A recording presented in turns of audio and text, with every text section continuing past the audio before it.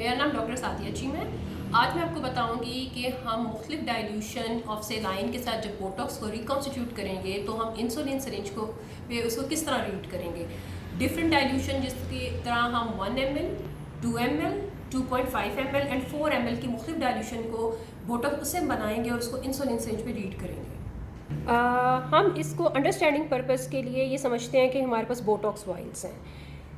इस Botox while में मैं 1 ml सेलाइन डालूंगी, इसमें मैं 2 ml डालूंगी, इसमें 2.5 ml डालूंगी और इसमें 4 ml डालूंगी। तो मेरे पास मुख्तलिफ डाइल्यूशन में बोटॉक्स तैयार होगा। ये ईच को बोटॉक्स वाइल को हम 100 यूनिट कंसिडर करेंगे। 100 यूनिट की बोटॉक्स वाइल्स हैं। अच्छा, जब इसमें मैं 1 ml डालूंगी तो मेरे पास 1 इंसुलिन सिरिंज बन जाएगी, क्योंकि एक इंसुलिन सिरिंज में 100 यूनिट्स होते हैं और ये 1 ml की होती है। तो 1 ml की पूरी सिरिंज जब भर जाएगी तो इसके अंदर 100 यूनिट्स होंगे। इसमें मैं 2 ml डालूंगी तो मेरे पास 1 ml की 2 इंसुलिन सिरिंजेस तैयार हो जाएंगी। इसमें मैं 2.5 ml डालूंगी तो 2 सिरिंजेस मुकम्मल, जिसमें 1 ml है, 2 ml हो गया और 1/2 हो जाएगी। तो 2.5 यानी 2.5 बन जाएंगे सिरिंजेस। यहाँ पे जब मैं 4 ml डालूंगी तो मेरे पास 1 ml की 4 सिरिंजेस बन जाएंगी। 1 1 1 1 टोटल 4 सिरिंजेस। अब नेक्स्ट हमने ये देखना है कि ईच सिरिंज में मेरे पास यूनिट्स कितने हैं। तो इसके लिए हम ये देखते हैं। इसके अंदर ये इसमें 1 ml हमने डाला था। जब 1 ml डाला तो मैं इसके 100 यूनिट की बोटॉक्स वाइल थी, तो मेरे पास मुकम्मल 100 यूनिट्स आ गए। यानी 100 को मैंने डिवाइड कर दिया 1 ml के साथ, तो 100 डिवाइड बाई 1 इज़ 100। तो 100 यूनिट्स मेरे पास इस सिरिंज में मौजूद है। इसमें मैंने जब 2 ml सेलाइन डाला तो 100 यूनिट्स के अंदर जब मैंने 2 ml डाला तो मेरे पास 50-50 ईच आ गई। 50 यूनिट्स इसमें और 50 इसमें, तो 50-50 की 2 सिरिंजेस बन गई। 100 डिवाइड बाई 2 ml इज़ 50।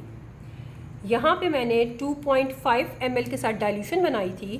तो जब मैंने 100 यूनिट की बोटॉक्स वाइल के अंदर 2.5 डाला तो मैंने 100 डिवाइड बाई 2.5 किया, उतने ही ml से डिवाइड किया, तो मेरे पास 40 आया। इसका मतलब है 40 यूनिट्स मेरे पास इसमें है, 40 यूनिट्स इसमें है और ये हाफ सिरिंज है 2.5 के हिसाब से, तो हाफ है फिर 20 हो गया। तो 40 एंड 20। यहाँ पर मैंने 4 ml की डाइल्यूशन इस्तेमाल की थी।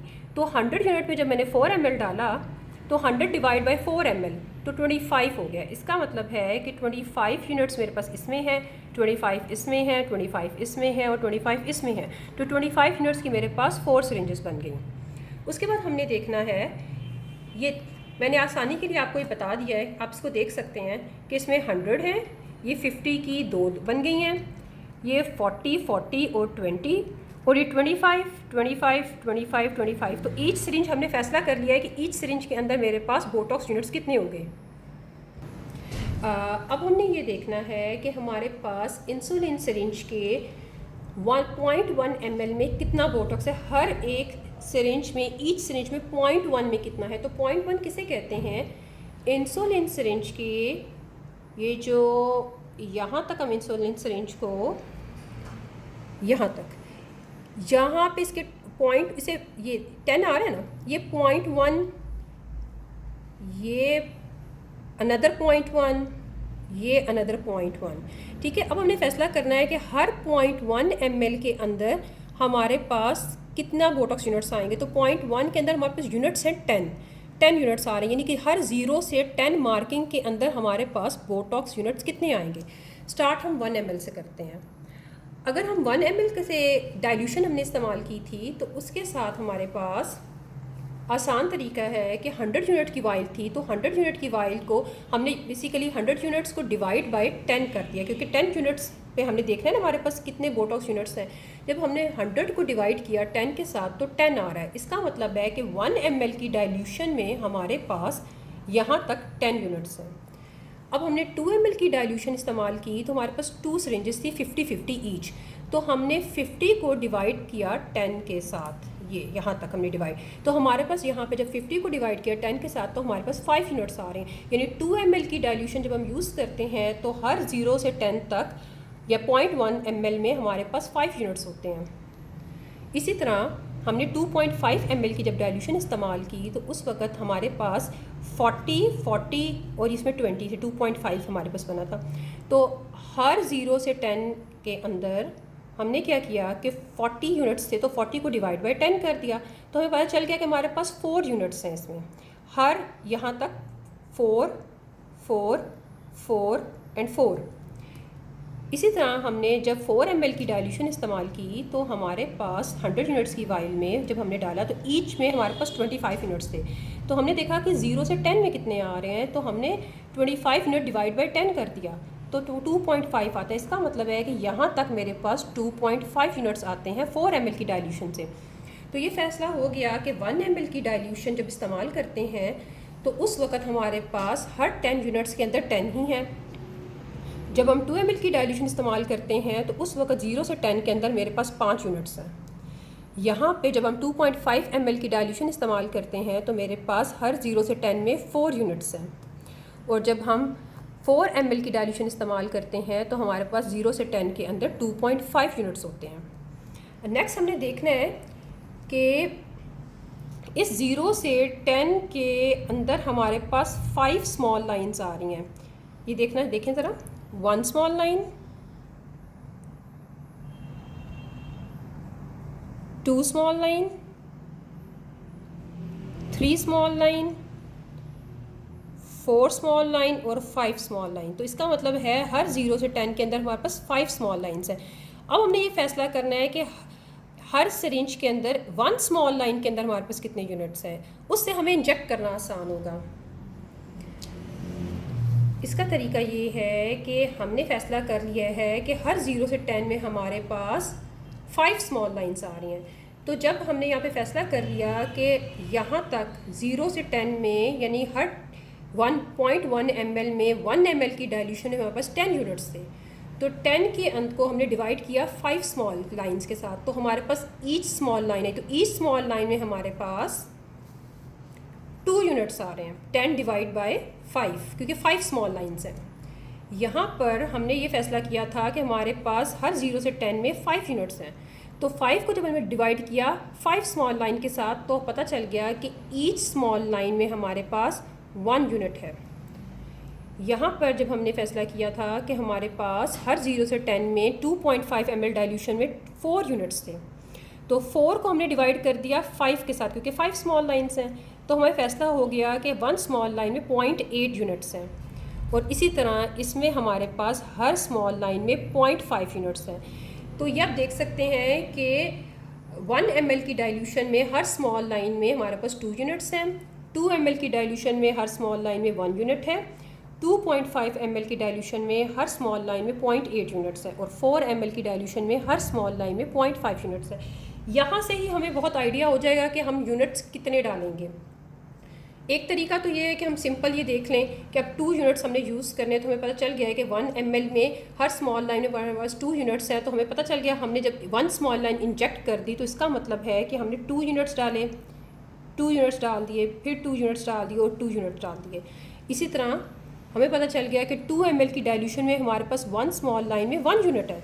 तो इसका मतलब है अब हमने यहाँ पे अगर 1 यूनिट डालें तो 1 स्मॉल लाइन डालेंगे, और 2 यूनिट डालें तो हम 2 स्मॉल लाइंस डालेंगे, 3 यूनिट डालें तो 3 स्मॉल लाइंस डालेंगे।